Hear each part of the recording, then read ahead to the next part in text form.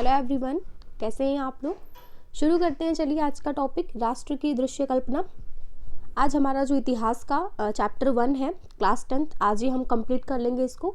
ठीक है, तो जितने सारे लेक्चर्स में 8 या 9 लेक्चर जो भी हो रखे हैं हमारे, तो इसमें हमने पूरा एक तरह से बहुत ही कॉम्प्रिहेंसिव वे में बहुत अच्छे से हमने एक एक टॉपिक को समझ के सारी चीज़ें क्लियर करेंगे। तो अगर आपने आज आप हमारी वीडियो को पहली बार देख रहे हैं, देन मेक श्योर आप पीछे की भी वीडियोस को देखें। ठीक है, चलिए शुरू करते हैं आज का टॉपिक, राष्ट्र की दृश्य कल्पना। मतलब हमने जो राष्ट्र के बारे में अभी तक पढ़ा कि राष्ट्रवाद जैसी भावना आ रही है, हर चीज़ हमने पढ़ी राष्ट्र के बारे में। अब क्या कर रहे हैं, उस राष्ट्र की हम दृश्य कल्पना कर रहे हैं। दृश्य कल्पना मतलब जैसे कि एज इफ कोई राष्ट्र है, तो राष्ट्र का ऐसा कोई हमें तो पता नहीं है कि हाँ ये है, ये हमें तो बस इतना पता है कि ये हमारा एक क्षेत्र है और इस क्षेत्र में रहने वाले लोग जो हैं वो एक राष्ट्र से बिलोंग करते हैं। ये क्षेत्र ही हमारा क्या है, राष्ट्र है। हमको तो यही पता है। ऐसा कोई इंसान तो है नहीं ना कि हम उसको जाके इस इंसान समझ के उसको राष्ट्र है तो उसको इंसान है तो उसको राष्ट्र समझ के उसकी पूजा करें या फिर उसको बोले कि हम उससे बिलोंग करते हैं, हम अपने राष्ट्र को रिप्रेजेंट करें। तो उसी के लिए क्या किया गया, राष्ट्र की दृश्य कल्पना की गई। मतलब एक ऐसे हमने एक फिगर बनाया राष्ट्र को रिप्रेजेंट करने के लिए। ठीक है, हमने एक फिगर्स बनाने शुरू कर दिए, तो उसी को है बेटा राष्ट्र की दृश्य कल्पना। जैसे आप पीछे समझ सकते हैं, फ्रांस में बहुत सारी ऐसे कुछ फीलिंग्स होती हैं, कुछ इमोशंस होती हैं। फ्रांस में हम लोगों ने पढ़ा था जब फ्रांस की क्रांति हुई थी कि वहाँ पे स्वतंत्रता को दिखाने के लिए, कि वहाँ पे लोगों को दिखाया जाए कि हाँ ये स्वतंत्र है, तो लाल रंग की टोपी पहनते थे ना वो लोग। तो वो लाल रंग की जो टोपी होती थी वो दिखाती थी स्वतंत्रता। लेकिन स्वतंत्रता तो कोई वैसी चीज़ तो है नहीं कि आप जाके उसको देख सकते हो या फिर ऐसा कोई, लेकिन उन्होंने उस स्वतंत्रता को दृश्य रूप में दिखाया था कि लोग उसको देख के समझ जाएं, उनको समझाना ना पड़े कुछ। ठीक है, सो उसी तरह से राष्ट्र को संबोधित करने के लिए, राष्ट्र को रिप्रेजेंट करने के लिए कुछ चीज़ें लाई गई। तो वही हम समझते हैं। तो यहाँ पे वही चीज़ बोली जा रही है कि किसी शासक को तो बहुत ही आसान होता है कि आप उसको मूर्ति वगैरह बना के उसको अभिव्यक्त कर सकते हो, लेकिन राष्ट्र को कैसे कोई चेहरा दिया जाए। तो इसलिए 18वीं और 19वीं सदी में ये शुरुआत होती है कि राष्ट्र को मानवीकरण का रूप दिया जाता है।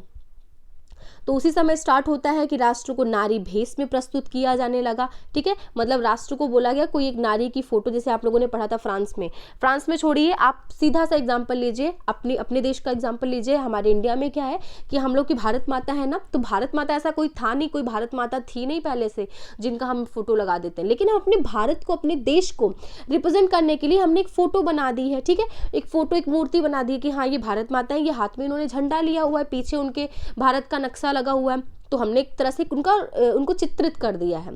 तो वही राष्ट्र को नारी भेष में हमने प्रस्तुत करते हैं हम। तो इसी तरह से किसी भी राष्ट्र के अमूर्त विचार को ठोस रूप प्रदान करने का जो प्रयास था, इसी राष्ट्र का क्या बन गई, रूपक बन गई। तो रूपक अगर आपसे कोई पूछेगा तो आप लोग बोलिए कि कोई भी ऐसा अमूर्त विचार है। अमूर्त विचार का मतलब क्या होता है, देखिए मूर्त समझिएगा, मूर्त को समझिएगा। जैसे कोई मूर्ति होती है तो मूर्ति को आप जाके टच कर लेते हो, उसको आप देख सकते हो कि हाँ ये ऐसे ऐसे है। लेकिन अमूर्त कोई चीज़ है, जैसे डर है, डर आपको पता है कि हाँ डर क्या, आप समझते हो तो पूरा हो कि डर क्या है। डर एक भावना होती है, लेकिन आप उसको कहीं पे ऐसे लिख के बना तो नहीं सकते हो कि हाँ ये डर है, ये पर्टिकुलर चीज़ ये आपका डर है, वो नहीं बना सकते हो। डर एक तरह की भावना होती है, वो एक तरह का अमूर्त विचार होता है। तो अमूर्त विचार को जब हम ठोस रूप प्रदान करते हैं, जैसे मैंने बताया स्वतंत्रता तो एक अमूर्त विचार है। आप उसको देख के, कोई एक इंसान नहीं है कि आप उसको देख के जान जाओगे कि हाँ वो स्वतंत्रता है। स्वतंत्रता एक अमूर्त विचार है। तो हमने उसको ठोस रूप कैसे प्रदान किया, हमने लाल टोपी, फ्रांस में लाल टोपी को एक तरह से रिप्रेजेंट करता था, लाल टोपी की हाँ वो लोग स्वतंत्र हैं, तो ठोस रूप प्रदान किया गया। तो उसी तरह से जो राष्ट्र को रिप्रेजेंट किया जाने लगा, राष्ट्र का जो विचार था उसको ठोस रूप प्रदान करने की जो प्रक्रिया थी क्या बन गई, इसको बोलते हैं रूपक।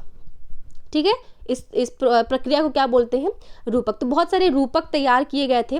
ठीक है, जो रूपक थे, जैसे फ्रांसीसी क्रांति में देखिए बहुत सारे वस्तु थे, प्रतीक थे। देखिए यहाँ पे देखिए दिया हुआ लाल टोपी, टूटी जंजीर, ये क्या प्रस्तुत करती है, लाल टोपी थी, टूटी जंजीर थी, स्वतंत्रता को रिप्रेजेंट कर रही थी कि वो लोग क्या है, स्वतंत्र है। जो लाल टोपी पहनते थे या फिर टूटी जंजीर कहीं बनी होती थी तो वो लोग समझ जाते थे कि हाँ अब क्या है, वो जो दास लोग हैं अब वो स्वतंत्र हैं। देखिए यहाँ पे इंसाफ को दिखाने के लिए, इंसाफ को दिखाने के लिए आज भी ये चीज़ प्रयोग की जाती है कि आंखों पर पट्टी बंधी हुई कोई महिला है और उसने तराजू लिया हुआ है। तो ये सारी चीज़ें बेटा जो इंसाफ है, इंसाफ भी तो एक भावना है, इसको आप दिखा नहीं सकते हो कोई इंसान है आप बना दो। इंसाफ एक तरह की भावना होती है, एक विचार होता है, विचार को आप क्या कर रहे हो, एक ठोस रूप में प्रस्तुत कर रहे हो। तो एक तरह से रूपक हो गया ना, बहुत सारे रूपक का प्रयोग कर रहे हैं। ये चीज़ें जो ये आंखों पर पट्टी बंधी हुई, ये तराजू लिए हुए, ये एक तरह से रूपक हो गई।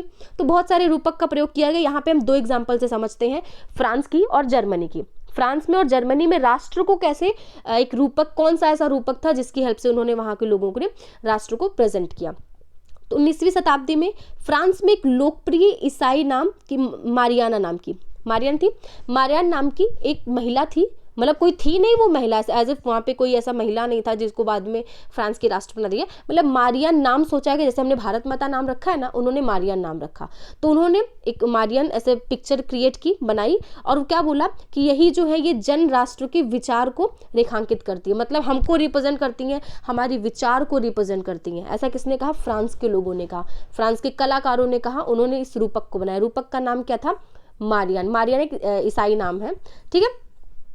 उसके चिन्ह भी स्वतंत्रता और गणतंत्र के थे, लाल टोपी, तिरंगा और कलगी। तो जो चिन्ह भी थे वो उस तरह से हर चीज को दिखा रहे थे, क्योंकि फ्रांस में क्या था कि उनको गणतंत्र बनाना है, ठीक है, जनतांत्रिक बनाना है। तो जनतांत्रिक गणतंत्र अगर उनको बनाना है तो वो अपने देश को जिस तरह से रिप्रेजेंट करेंगे, देश का रूपक उनका जो होगा, तो रूपक में भी तो ऐसी क्वालिटी दिखनी चाहिए कि वो इस चीजों को दिखाए, गणतंत्र और गणतांत्रिक। तो जो मारियान थी उनकी प्रतिमाएं क्या किया गया? सार्वजनिक चौकों पर लगाई गई। तो सार्वजनिक चौकों पर लगाने से क्या मतलब? अच्छा, वहाँ के जो लोग होंगे, फ्रांस था तो फ्रांस की, ठीक है, हमने एक रूपक बना दिया फ्रांस का, क्या? मारियान। मारियान नाम की कोई एक ऐसा रूपक हमने बना दिया। अब वो रूपक है तो लोगों के अंदर, यहाँ के फ्रांस के लोगों के अंदर जो हमको एक सामूहिक पहचान लानी थी, तो सामूहिक पहचान कैसे आएगी? उन सारे लोगों की, एक तरह से आप बोल सकते हो सारे लोगों की भावना एक इंसान से जुड़ी होनी चाहिए, तो वो था राष्ट्र। तो इसीलिए वो भावना उनसे जुड़ी रहे, उस देश से उनकी भावना जुड़ी रहे, इसलिए मारियान की जो प्रतिमा थी बहुत सारे चौराहों पर लगा दी गई, ताकि कोई भी वहाँ से गुजरता तो उनके मन में एक भावना आएगी कि हाँ, ये हमारे देश को रिप्रेजेंट कर रही हैं, ठीक है। जैसे झंडा है, आज भी आप लोग अगर भारत का झंडा कहीं पे देखते हो, कहीं पे तिरंगा लहराते हुए देखते हो, तो आप लोग के मन में आता है कि यह हमारे देश का झंडा है, आता है ना। तो वही चीज़, ऐसा कुछ उन लोगों के अंदर भावना लाने के लिए ये की गई कि मारियाना की जो प्रतिमा थी वो चौकों पर लगा दी गई, चौराहों पर लगा दी गई, ताकि वो लोग अपने प्रतीक को याद करते रहें, ठीक है। मारियान की छवि सिक्कों और डाक टिकटों पर भी अंकित किए गए। देखिए यहाँ पे सिक्के पर लगा दे रहे हैं, डाक टिकट पे लगा दे रहे हैं, ताकि लोगों के अंदर एक भावना है अपने अंदर, वो उनसे अपनी एक तरह से बोल सकते हैं कि अपने आप को बोल सके कि हाँ, ये हमारे देश की छवि है, ठीक है, हमारे देश को प्रस्तुत कर रही है। तो ये तो हो गई फ्रांस की बात। जर्मनी की बात करते हैं, तो जर्मनी में रूपक कौन थी? जर्मेनिया। जर्मनी को जो रिप्रेजेंट कर रही थी वो कौन थी? जर्मेनिया। तो जर्मेनिया को अगर हम बात करें तो जर्मेनिया का देखिए बेटा बगल में ये फिगर बना हुआ है, जर्मेनिया है ये, इनका फिगर बना हुआ है, कैसे इन्होंने फ्लैग लिया हुआ है, एक हाथ में तलवार ली हुई है, और इन्होंने देखिए क्राउन, इनका जो मुकुट पहना हुआ है, तो किसका? बलूत वृक्ष का, बलूत वृक्ष उसका मुकुट पहना हुआ है, यहाँ पे देख सकते हैं पत्ते का मुकुट पहना हुआ है। क्यों? क्योंकि जो जर्मन बलूत होता है, जर्मन का जो ये बलूत होता है पेड़, ये वीरता का प्रतीक होता है। तो ये लोग एक तरह से दिखा रहे हैं कि जो जर्मेनिया है, जर्मेनिया मतलब जो जर्मनी खुद राष्ट्र है, राष्ट्र को तो ये रिप्रेजेंट कर रही है ये। तो ये जो जर्मेनिया राष्ट्र, जर्मन राष्ट्र है, तो ये जो जर्मेनिया है ये वीरता का प्रतीक है, ठीक है। तो यहाँ से क्वेश्चन बन के आ सकता है बेटा कि जो जर्मेनिया थी और मारियान थी, उनके बारे में कुछ टिप्पणी कीजिए या फिर कुछ समझाइए, उनका महत्व किस चीज़ में था, वो किस किस चीज़ों को प्रस्तुत कर रही थी, ऐसे करके क्वेश्चन आ सकता है। तो यहाँ पे आप लोग आराम से आंसर लिख सकते हैं, ठीक है। नेक्स्ट टॉपिक पढ़ते हैं अब हम लोग। हमारा क्या टॉपिक होने वाला है? राष्ट्रवाद और साम्राज्यवाद। चलिए आज ये हमारे चैप्टर का लास्ट टॉपिक होने वाला है, राष्ट्रवाद और साम्राज्यवाद। राष्ट्रवाद तो बहुत पढ़ लिया हम लोगों ने। राष्ट्रवाद मतलब कि लोगों के अंदर राष्ट्रवाद जैसी भावना आ जाए, लोग एक दूसरे को यूनाइट समझे, एकीकृत समझें, लोग एक क्षेत्र से बिलोंग करें, उस क्षेत्र में लोगों की एक सामूहिक पहचान हो, वो अपने आप को यूनाइट समझें। ये सारी चीज़ हमने राष्ट्रवाद के बारे में पढ़ लिया। अब एक वर्ड आया है क्या? साम्राज्यवाद। तो साम्राज्यवाद को समझेंगे, पहले हम लोग थोड़ा सा राष्ट्रवाद कैसे कैसे, इसके बाद की कहानी क्या होती है, ठीक है, सब लोग राष्ट्र बन गए। अब राष्ट्रवाद के बाद एक तरह से आप बोलते हो राष्ट्रवाद और साम्राज्यवाद के बीच में कुछ कहानी होगी, तभी तो राष्ट्रवाद चेंज हुआ साम्राज्यवाद में, वो समझते हैं पहले। तो 19वीं सदी की अंतिम चौथाई तक राष्ट्रवाद का वह आदर्शवादी उदारवादी जनतांत्रिक स्वभाव नहीं रहा। तो अभी तक हम लोगों ने पढ़ा था उदारवादी था, जनतांत्रिक, ये सारी चीज़ें थी। तो ये पहले चल तो रहा था, शुरुआत में ये चीज़ें बहुत ही फैली, लेकिन धीरे धीरे क्या हो गई, बहुत ही संकीर्ण सिद्धांत बन गया। अब इसको लोग उतना नहीं एक्सेप्ट कर रहे थे। क्या कर रहे थे, अब जो राष्ट्रवादी समूह थे जो निकल के आए थे, जैसे फ्रांस था, जर्मनी थी, ब्रिटेन था, ये लोग निकल के तो आ गए थे, राष्ट्रवाद लेके आ गए थे। अब ये अपना एक राष्ट्र राज्य बना चुके थे। अब ये एक दूसरे के प्रति अनुदार होते चले गए। देखिए यहाँ तक तो सही है, अब तक लोगों में था हमको अपने अंदर ही वो लड़ रहे हैं, हमको राष्ट्र बनाना है, राष्ट्र बनाना है, राष्ट्र बनाना है। चलो यहाँ तक बहुत अच्छी बात है, आपने राष्ट्र बना लिया, राष्ट्रवाद जैसी चीज़ आपने लाई, ये अच्छा हो गया। अब क्या हो गया, अब लोग राष्ट्र बन के तो आगे अब बोल रहे हैं कि भाई हम अच्छे हैं। अब तक था चलो ठीक है, हम अच्छे, आप अच्छे, सब अच्छे, लेकिन अब बोल रहे हैं कि बस हम ही अच्छे हैं, ये अच्छा नहीं है, हमारा राष्ट्र ही अच्छा है, ये राष्ट्र अच्छा नहीं है, हम ही आगे हैं, ये आगे नहीं है। अब ये भावनाएं आने लगी जो सारे राष्ट्र बन के आए थे यूरोप में, ठीक है। तो यूरोप के जो सारे देश थे एक दूसरे के प्रति अनुदार होते चले गए और ये हमेशा एक दूसरे से लड़ने के लिए तैयार रहते थे, ठीक है। तो इससे क्या होता है, ये लोग आपस में लड़ने के लिए तैयार रहेंगे तो एक अनस्टेबिलिटी आएगी, उतना उस तरह से सिस्टम अच्छे से नहीं चल पाएगा। उसमें ही निकल के आता है एक कॉन्सेप्ट, साम्राज्यवाद का कंसेप्ट। साम्राज्यवाद का कंसेप्ट कैसे, देखिए ये जो सारे राज्य थे, ये सारे देश थे, राष्ट्र थे, इन्होंने अपनी कॉलोनी बना के रखी थी। कॉलोनी मतलब जैसे भारत भी किसकी कॉलोनी थी, ब्रिटेन की कॉलोनी थी। ब्रिटेन जो था, ब्रिटेन भारत पे रूल करता था। ब्रिटेन भले ही छोटा है लेकिन उसने इतने बड़े भारत पे रूल किया है। अंग्रेज, आपको सबको पता, अंग्रेज ने रूल किया था। तो ब्रिटेन ने इंडिया को, भारत को कॉलोनी बना के रखी थी अपनी, मतलब यहाँ के लोगों को, यहाँ के लोग इसके अधीन होते थे, यहाँ की इंडिया जो थी इसके अधीन थी। तो ब्रिटेन कैसे, इंडिया के साथ साथ बेटा बहुत सारी कॉलोनी थी, तो सारी इन लोगों की कॉलोनी थी। तो इन लोगों की आपस में लड़ाइयाँ होती रहती थी कि कौन कितनी ज़्यादा कॉलोनी को इकट्ठा कर सकता है, किसके पास ज़्यादा कॉलोनी हो सकती है। तो इनमें आपस में लड़ाई चलती रहती थी। तो इसी वजह से आपस में लड़ाई के चक्कर में ये कौन बीच में कौन पिसते थे, ये कॉलोनी वाले लोग पर पिसते थे, ठीक है। ये कॉलोनी वाले जो लोग थे इनका ये इस्तेमाल करते थे अपनी क्या बढ़ाने के लिए, पावर्स को बढ़ाने के लिए। तो ये तो हो गई इनकी बात, यूरोप की बात। अब हम लोग एक एग्जाम्पल से समझेंगे, ये साम्राज्यवाद से पहले एक एग्जाम्पल से समझेंगे कि कैसे राष्ट्रवाद की भावना से धीरे धीरे साम्राज्यवाद में कन्वर्ट हुआ। लेकिन यूरोप का, ये ब्रिटेन फ्रांस का एग्जाम्पल लेके नहीं समझेंगे हम लोग, समझेंगे एग्जाम्पल किसका लेके, बाल्कन देश। ये बाल्कन देश कौन है, देखते हैं। बाल्कन देश जो है बेटा, बाल्कन क्षेत्र जो है ये कुछ देशों का समूह है, ठीक है। बाल्कन देश 1871 में ही वहाँ पे बहुत राष्ट्रवादी तनाव जैसा क्षेत्र हो जाता है। तो ये कौन कौन से आज के टाइम पे बाल्कन क्षेत्र कौन कौन से आज के टाइम पे, जो रोमानिया है, बुल्गारिया है, अल्बानिया है, यूनान, Macedonia, Croatia, Bosnia Herzegovina, Slovenia, Serbia, Montenegro, ये सारे जो देश हैं ये सारे मिलके क्या बनाते हैं, बाल्कन क्षेत्र, बाल्कन देश बोलते हैं इन सारे देशों को, ठीक है। आज के टाइम पे ये अपने अपने देश हैं एक, लेकिन उस टाइम पे क्या थे, ये ओटोमन साम्राज्य के अंदर आते हैं, ठीक है। इनका अच्छा इधर जो पूरे हम लोगों ने सारे देश पढ़े, ये सारे जो ग्रुप था, ये जो बाल्कन क्षेत्र था, बाल्कन क्षेत्र में रहने वाले जो निवासी होते थे उनको क्या बोला जाता था, स्लाव। क्या कह के बोला जाता था, स्लाव कह के बुलाया जाता था। और इसका अधिकतम पार्ट जो था ओटोमन साम्राज्य के अंदर में था। अच्छा, ओटोमन साम्राज्य एक मुस्लिम साम्राज्य था। यहाँ पे रहने वाले लोग क्या थे, ईसाई थे। रहने वाले लोग ईसाई, लेकिन रूलर कौन है, यहाँ पे शासक कौन है, मुस्लिम शासक है एक, ठीक है। इसीलिए क्या होता है, जब यूरोप में लोगों के अंदर राष्ट्रवाद जैसी भावना फैलती है तो ये चीज़ यहाँ पे भी निकल के आएगी। तो ये लोग भी सोचेंगे कि हम लोग पहले तो बहुत आज़ाद हुआ करते थे, हम लोग भी आज़ाद होना है, हमको भी इस मुस्लिम साम्राज्य से बाहर निकल के हम लोग भी क्या बनाना है, राष्ट्र राज्य बनाना है। तो यहाँ पे भी धीरे धीरे जो रोमानी राष्ट्रवाद वाली विचारधारा थी, राष्ट्रवाद वाली विचारधारा थी, धीरे धीरे ये लोग भी लड़ने लगे और धीरे धीरे कंट्रीज, यहाँ के देश निकल के विघटित होने लगे आपस में। अच्छा ठीक है, ये देश ने निकल के विघटित होने लगे तो क्या होता है, जो ओटोमन साम्राज्य का जो शासक होता है वो कोशिश करता है कि चलो कुछ करके इन लोगों को कंट्रोल किया जाए, इन लोगों को अपने अंडर में ही रखे रहें मजबूती से, ताकि ये लोग बाहर ना जाएं, इनको एक जैसे फुसलाया जाए। तो क्या करता है, जो ओटोमन साम्राज्य का राजा होता है उसने कुछ आधुनिकीकरण किया, उसने कुछ आंतरिक सुधार करे ताकि इसको हम मजबूत बना सके। जो ये सारे ये देश हैं इनको अपने साम्राज्य में ही मिलाकर रख सकें। लेकिन कुछ खास सफलता नहीं मिलती है और धीरे धीरे जो ये सारे कंट्रीज थे, जो हमने सारे कंट्रीज के नाम पढ़े, ये अलग होकर क्या हो जाते हैं, अपना एक राष्ट्र राज्य बना लेते हैं, ठीक है।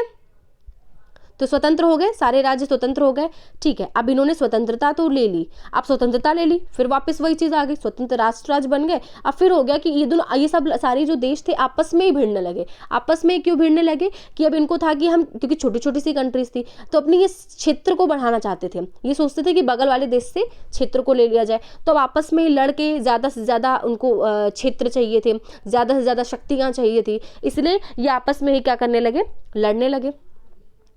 तो अब लड़ते हैं, जब इनमें आपस में टकराव होने लगता है, तो एक तरह से आप बोल सकते हो कि अब जब बोलते हैं ना कि चूहे, कौन सा एक कहानी था, तो होता है ना कि दो बिल्लियों की लड़ाई में जैसा था कि बिल्ली लोग आपस में बांट नहीं पाती है, तो बंदर आके बीच में मजे लेता है।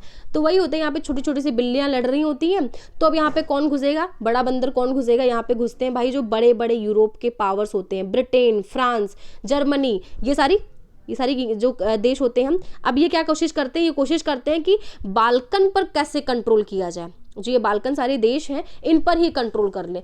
क्यों? क्योंकि देखिए उस टाइम पे जो ब्रिटेन था, फ्रांस थे, इन लोगों का था कि कितना ज़्यादा से ज़्यादा हम व्यापार कर सकें और अपने देश की अर्थव्यवस्था को बढ़ा सके, मजबूत कर सके।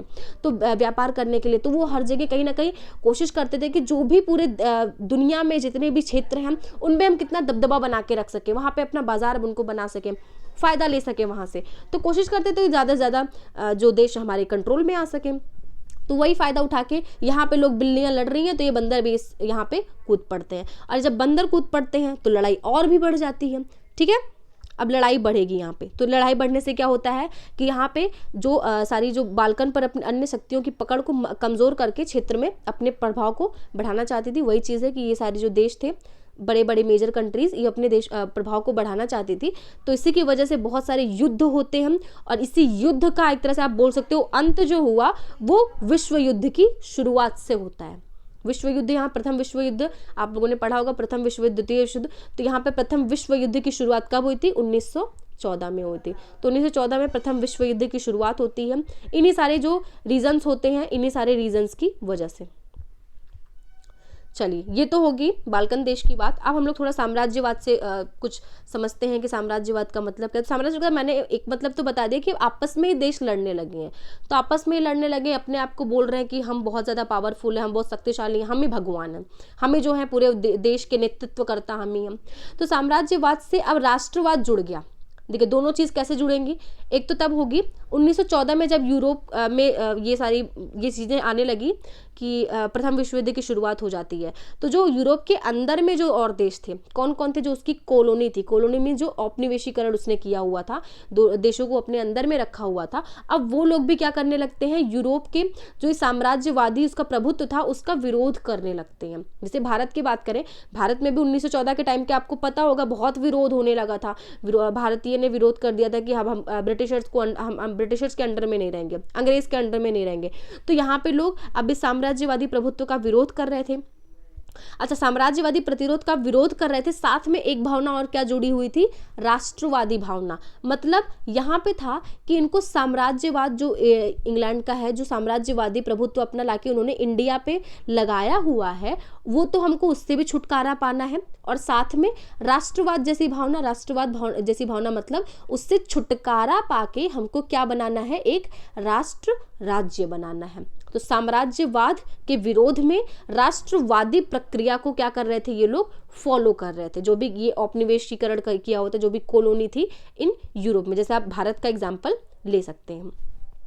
तो वे सभी एक सामूहिक राष्ट्रीय एकता की भावना से प्रेरित थे, जो साम्राज्यवाद विरोध की प्रक्रिया में उभरी। तो साम्राज्यवादी जब विरोध कर रहे थे, अब जैसे हमने फ्रांस का पढ़ा था, तो फ्रांस में वो लोग विरोध कर रहे थे, वहाँ के जो राजा सिस्टम था, राजतंत्र का सिस्टम था, तो विरोध करते करते उनमें राष्ट्र राज्य बनाना था, तो वहाँ पे वो लोग राजतंत्र का विरोध कर रहे थे। यहाँ पे जो कर रहे थे विरोध, किसका कर रहे थे, साम्राज्य विरोध कर रहे थे, साम्राज्यवादी जो प्रभुत्व था उसका विरोध कर रहे थे। उसी विरोध करते करते इन्होंने अपने अंदर राष्ट्रीय एकता की भावना को अपने अंदर क्या किया, फैलाया, लोगों को प्रेरित किया राष्ट्रीय एकता की भावना से। जैसे राष्ट्रीय एकता की भावना कैसे, झंडे वगैरह होते हैं, हम लोगों ने पढ़ा फ्रांस की क्रांति में कि बहुत सारे ऐसे सांकेतिक चिन्ह लाए गए जिससे लोगों को यूनाइट किया जाए, लोगों का एकीकरण किया जाए। तो राष्ट्रीय एकता और सामाजिक साम्राज्यवाद विरोध, दोनों चीज़ें होती हैं। अच्छा, यूरोप में और जो ये सारे इन सारे छोटे छोटे से देशों में जो भी राष्ट्रवाद के लेके जो लड़ाई हुई थी, जिन्होंने अपने अंदर राष्ट्रवाद की भावना को विकसित किया, वो अलग था। हर जगह का बेटा अलग अलग होता है। ऐसा नहीं है कि यूरोप में जो चीज़ हुई सेम चीज़ ये देश भी फॉलो करते हैं, ऐसा नहीं था। हर देश का अपना अपना अलग अलग तरीका था। वो अपने तरह से लड़ रहे थे, अपने तरह से अपने आप को आज़ाद कराने की कोशिश कर रहे थे, राष्ट्र राज्य बनाने की कोशिश कर रहे थे। तो लेकिन एक चीज़ क्या सेम थी, एक चीज़ ये सेम थी कि जो राष्ट्र राज्य का जो कंसेप्ट है, राष्ट्र राज्य की जो भावना है, ये होना ही चाहिए। हर राष्ट्र ने ये सोच लिया कि ये जो भावना है ये गठित किया जाना चाहिए, ये स्वाभाविक और सार्वभौम होना चाहिए। मतलब चाहे वो यूरोप की बात हो, चाहे वो कोई भी ये सारे छोटे छोटे से देश जो कॉलोनी थी इनकी बात हो, सबने भले अलग अलग तरीके अपनाए, लेकिन सबने एक ही चीज़ बोला कि ये जो राष्ट्र राज्य की भावना है ये स्वाभाविक है, हर जगह ये होना चाहिए, दुनिया के हर कोने में लागू होना चाहिए। कोई भी किसी के अंदर नहीं, सबका अपना अपना एक क्या है, पहचान है, सबकी अपनी एक संस्कृति है। ठीक है, तो यहाँ पे होता है हमारा चैप्टर ख़त्म। तो चैप्टर तो ख़त्म है, अब आप लोगों को रिवाइज़ करना है।